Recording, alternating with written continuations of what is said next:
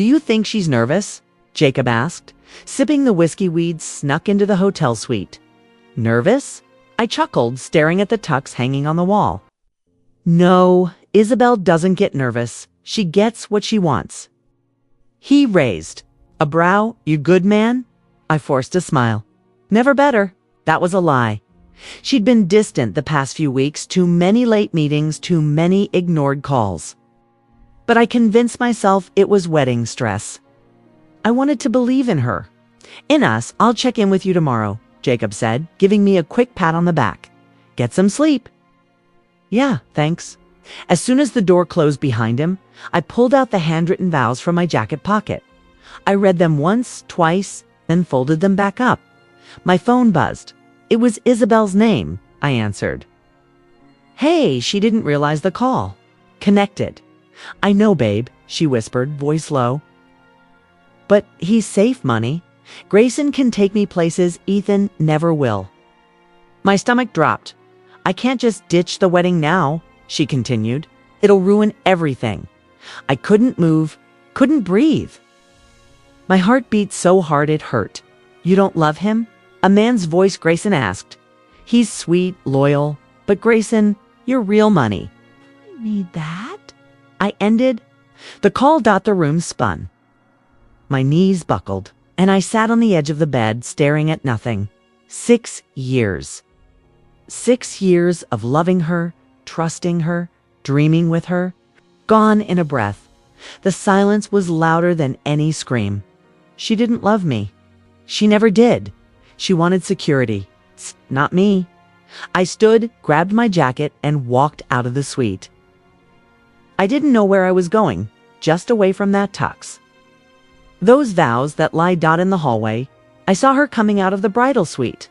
She smiled. There you are, she said, walking toward me. I thought you were avoiding me. I stared at her. Just needed some air. She touched my arm. Big day tomorrow. I nodded. Huge. Still got your vows? I lied. Finished. Them tonight. She grinned. Good. I know you'll make everyone cry. Yeah. I trailed off. For a second, I almost asked her why. Why she was marrying me when her heart was with someone else. But I didn't. I wanted to hear it from her again. I needed her to prove she didn't just make one stupid mistake. I needed to know how deep this betrayal really went. I'll see you tomorrow, she said, giving me a quick kiss on the cheek. I didn't move, didn't kiss back. She didn't notice as she walked away. My phone buzzed again. Another message from her. Just keep it together until the ring's on. Then, we'll talk. I stared at the screen until my vision blurred. I'd been a fool.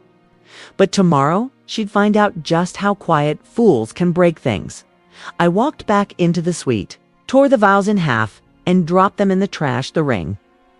It was still in the box, but it wouldn't see daylight. Not tomorrow, not ever. Ethan, where are you going? My brother Noah asked, grabbing my arm as I walked past the church entrance. I'm not doing it, I said quietly. He blinked. What? What do you mean? I heard her last night? She's been sleeping with someone else. She's marrying me for convenience. His jaw tightened. You sure? I nodded. His name's Grayson. Jesus Christ, tell the guests whatever you want. Done. I turned around, walked toward the parking lot, my shoes echoing against the pavement. I didn't stop when I heard my mother call my name. I didn't flinch when my phone started buzzing nonstop. 30 minutes later, I got the first message from Isabel. Where are you? People are waiting. This isn't funny. Then another. Ethan, what's going on? Get back here. I sat in my car, engine off, watching the church from a distance. My tux itched. The tie felt like a noose. My phone buzzed again. This time it was a call. Ethan. Isabel's voice exploded through. The speaker? What the hell are you doing? This is humiliating. You mean more humiliating than cheating on me with Grayson? She went silent. Yeah, I said, I heard everything. Look, it wasn't like that. You said I was safe money. That Grayson was the real deal. You misunderstood? I didn't. I heard you clearly. You're being immature. Then call your backup. She hung up. 2 hours later, I saw a picture someone tagged me in on Facebook. Her storming out of the church in tears, her mother Linda behind her looking furious. Noah told me later she screamed at everyone, blaming me for ruining her big day. The next morning, the media picked it up. Groom leaves bride at the altar. Headlines, gossip blogs, fake sympathy. I stayed offline. But by day 3, I slipped. They were in Monaco, smiling, drunk. Grayson's hand on her thigh. Isabel in a gold dress, captioned, "New Beginnings." My chest felt tight, but I didn't cry. I didn't scream. I got quiet. Noah knocked on my door that evening. "You good?" "I will be. You sure?" "You look like you haven't slept." I'm thinking, about what? I looked at him. About what comes next. He sat beside me. "You planning revenge?" "No," I said, standing. "Up, not yet." "What then?" "Success." He nodded slowly. "That's your version of revenge, huh?" I half smiled. It's louder than screaming. Later that night, I got another message from Isabel. "You humiliated me. I'll never forgive you for this." I didn't reply. I didn't need to. She'd already made her choice. Let her live with it. "Hey, Ethan." "Another investor call at 3, Sophia said, poking her head into my office. "Push!" "It too 4, I replied, eyes still on the code. "You've skipped lunch again." "I'm not hungry," she sighed. "You're going to burn out." "Maybe, but I'm getting close." "Close to what?" "To making this thing unstoppable." She stepped inside. "You haven't taken a break in 2 weeks." "I don't have time to break." "People are asking about you. Friends?" "Your mom. Even Noah's worried." I leaned back in my chair. "They'll be fine. You're not even going to talk about her?" "No. You haven't said her name since the wedding." "I deleted her number, Sophia." "Okay. But that doesn't mean she's deleted from your mind." I didn't answer. I didn't need to. The silence said enough. She walked over and placed a coffee beside me. "At least drink this. Thanks." I took a sip and stared at the lines of code on my screen. Numbers didn't lie. People did. "You've really built this in your bedroom?" She asked after a while. "Yeah. First version crashed every other day. Hey, and now it's worth ... How much?" "Valuation hit $12 million this week." She blinked. "You serious?" "I wouldn't joke about numbers. You know, most people go on a rebound. Binge after a breakup. You rebuilt an empire." "This isn't revenge," I said quietly. "It's survival. Still, I'm impressed." I looked at her. "You stayed, 'cause I believe in what you're doing." "No, you believed in me when I didn't." Sophia's eyes softened. "We all get broken, Ethan, but not everyone rebuilds this hard."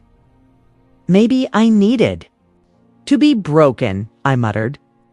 "Maybe that's the only way I was ever going to become this." My phone buzzed. A text from an unknown number. "You're really ignoring me? After everything?" I locked the screen. "Her," Sophia asked. "Yeah, you okay?" "I'm better than I've ever been." She smiled. "Then let's make this company bigger than anything she'll ever be part of." Already on it, a knock interrupted us. Daniel stepped in, clipboard in hand. "Board wants projections by Friday. I'll finish them tonight." "You sure?" he asked. "I'm not sleeping anyway." Daniel gave a nod and left. Sophia glanced at me. "You ever sleep?" "Only when the code works." "You ever rest your heart?" "Only when people stop trying to break it." She didn't answer. She just sat in the chair across from me, quietly sipping her own coffee. It wasn't romantic. It was just calm. And for the first time in weeks, that felt like enough. "Sir," the gate intercom crackled. "There's a woman here asking for you." I was mid-sip, coffee still hot in my hand. "Name?" She says, ... Isabel Hart. I stared out the window. Should I send her away? I pressed the button. Let her wait. I walked out onto the balcony. From up here, I could see her heels wobbling on gravel, arms crossed tight. The sky was gray, like it knew she had no place in the sun anymore. I grabbed my coat. Sophia met me by the stairs. That name you told me never to mention. She's here. Yeah. You sure you want to see her? I'm not seeing her. I'm ending something. As I approached the gate, her eyes locked on mine. Ethan, she whispered, mascara streaking down her cheeks. Please, I didn't. Nowhere else to go? You found the address just fine. I heard about the company. The house. You've really made it. You keeping tabs on me now? I always did, she said, voice cracking. I was just too proud to admit it, right? Proud enough to cheat. Proud enough to marry a millionaire 2 weeks after our wedding collapsed. She flinched. I made a mistake. You made a choice. She stepped closer. Grayson. He used me. I thought he was security. I thought he was the future. I was what insurance? I was stupid. Okay? He dumped me when I stopped being valuable to him. When his new PR scandal hit, I got the blame. You walked out of a life built on trust and into one built on transactions. Don't look surprised when the check bounces. I lost everything. Ethan. No, I said coldly. You threw everything away. She wiped her face. Can we at least talk? Privately. I glanced up. Mrs. Caldwell was watching from her porch next door. Watering plants like she wasn't eavesdropping? No, I said. You talked enough behind my back. Her eyes widened. You actually heard me? I was on the call. Didn't know? You thought you were being clever? Her hands shook. I didn't mean what I said. Yes, you did. She sniffed. You hate me. I don't hate you. I don't care enough to. Her lip quivered. I have nowhere to. Go. There's a whole world of people who don't love you the way I did. Try one of them. Please, just 5 minutes. Let me explain. I spent 6 years listening to your voice. I'm not giving you 5 more minutes. She lowered her head. You don't even want to know what I've been through. No, I said sharply. Because what you're going through is what? You chose karma's not cruel. It's precise. She looked up, eyes red. You changed.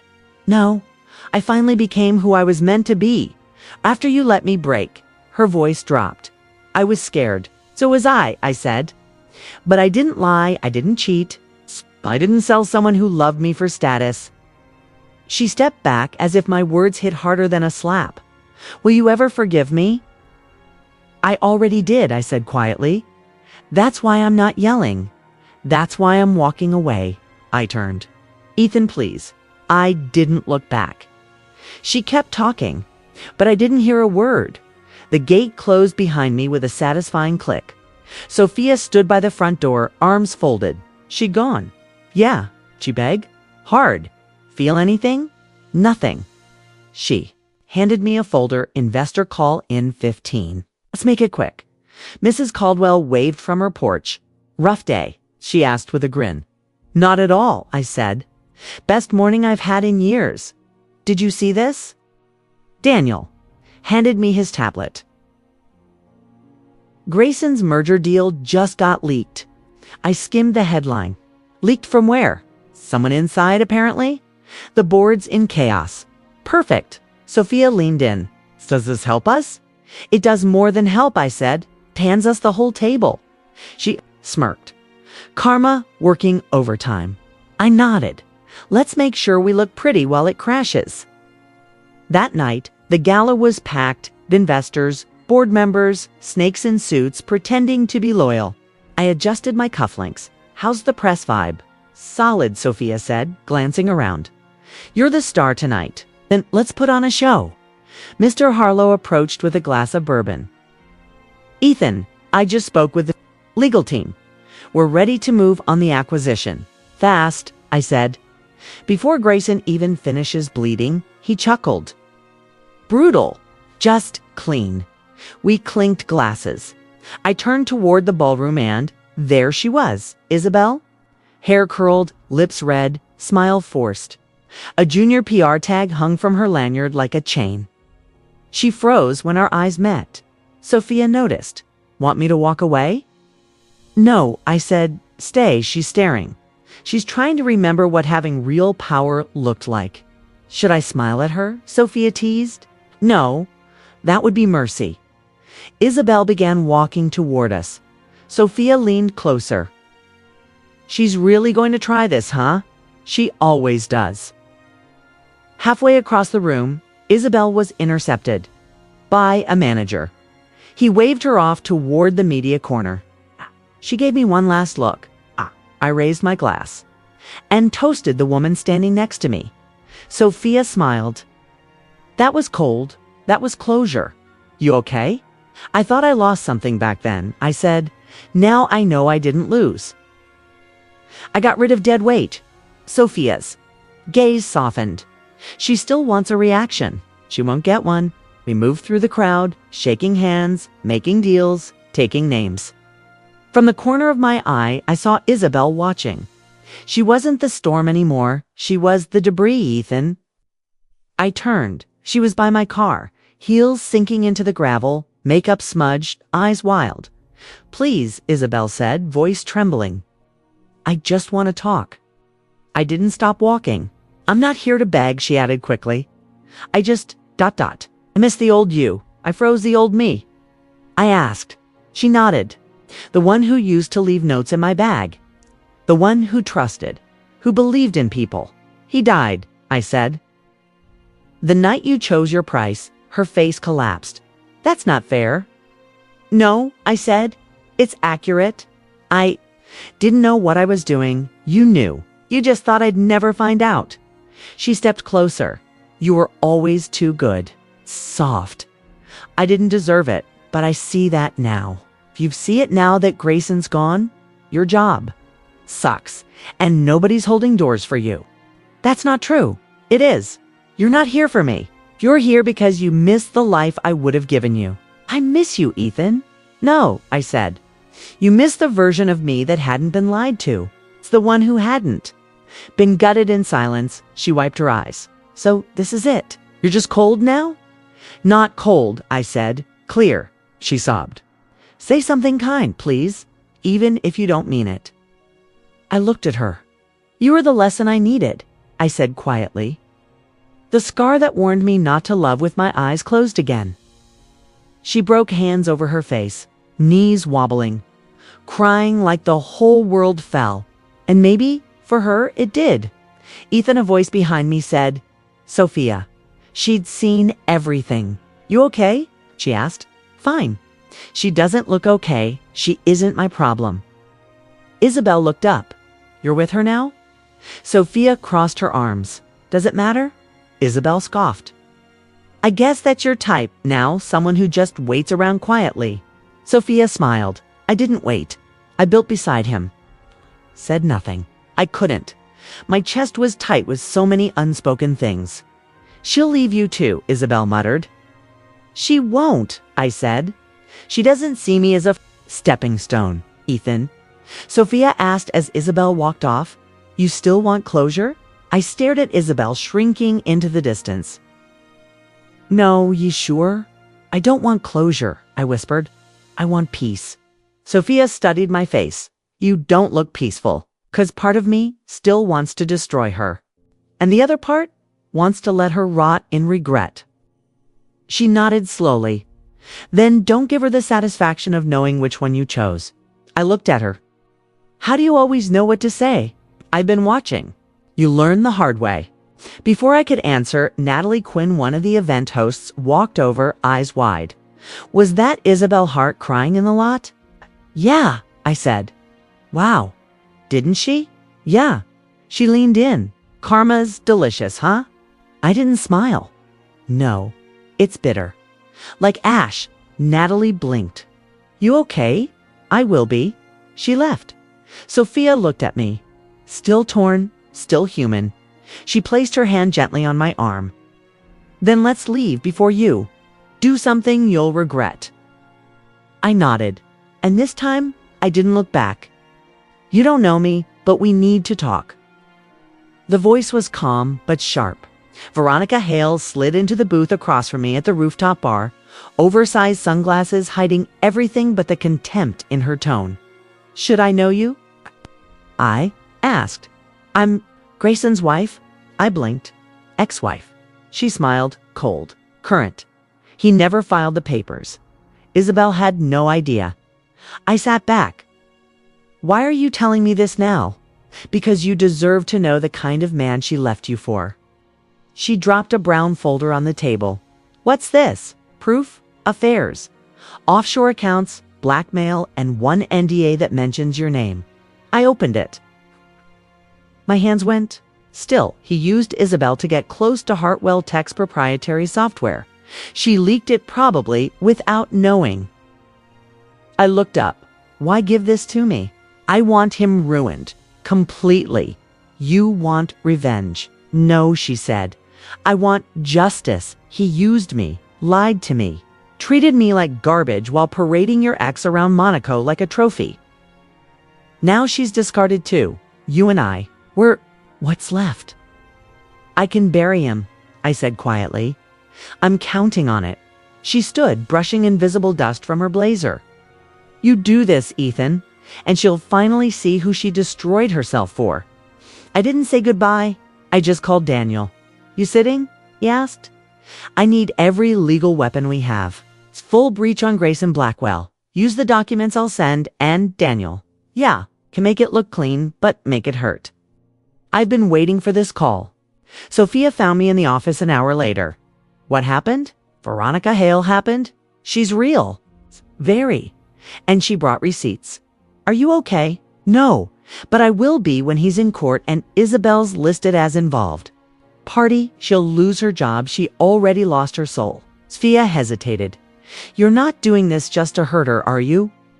"I'm doing this because he deserves to fall. And if she's in the blast radius, she chose that seat."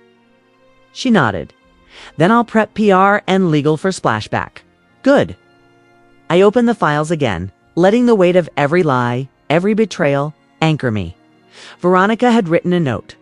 On the last page, he taught us both not to trust charm. Teach him not to trust silence. Daniel texted, "Launch set for tomorrow." We moved fast. I stared out the window. City lights flickering like embers, waiting to catch flame. "Burn him," I whispered. I opened the front gate camera feed and froze. Isabel stood there, disheveled, thinner, her makeup smudged like she'd been crying for days. It looked nothing like the woman who once left me for a yacht in Monaco. I pressed the intercom. "Why are you here?" She looked up, startled. "Ethan, please. I didn't know where else to go." I didn't say anything. They're saying I might be charged too, for conspiracy. Fraud. I swear I didn't know what Grayson was doing. He told me it was nothing, that it would all blow over. I kept watching her from the screen. She clutched the bars. He used me, lied to me. And now I'm the one paying for it. They've frozen my accounts. My name's being dragged through every tabloid. I can't even walk into a store without people whispering. I buzzed the speaker again. "Why come to me?" "You're the only person I have left," she said softly. "You've always been good. Always tried to protect me even when I didn't deserve it."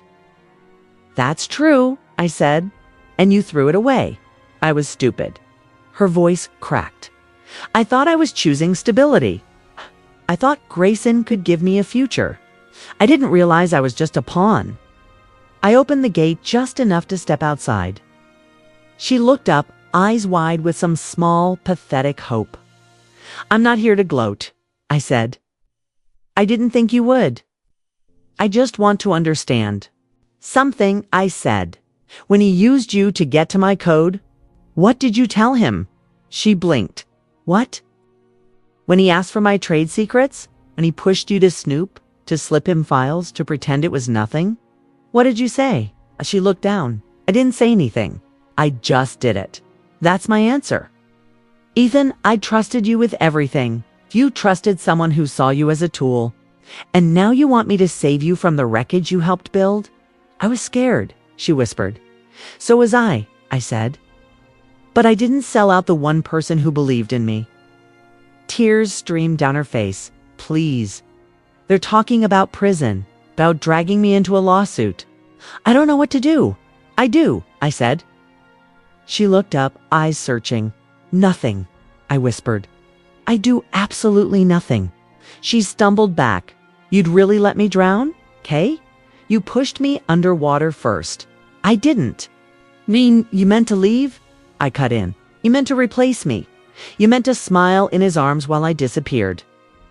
So yes, Isabel, I'll let the silence speak for me now. She opened her mouth again, but I pressed the button. The gate started to close between us. She stepped forward, panic in her eyes. Ethan, wait please, I'm sorry. I know, I said, and I'll remember that when I hear your name on the news. The gate locked with a final metallic. Click, I turned around. The rooftop breeze brushed against my face as I stared out over the city. Lights blinked like stars fallen to earth.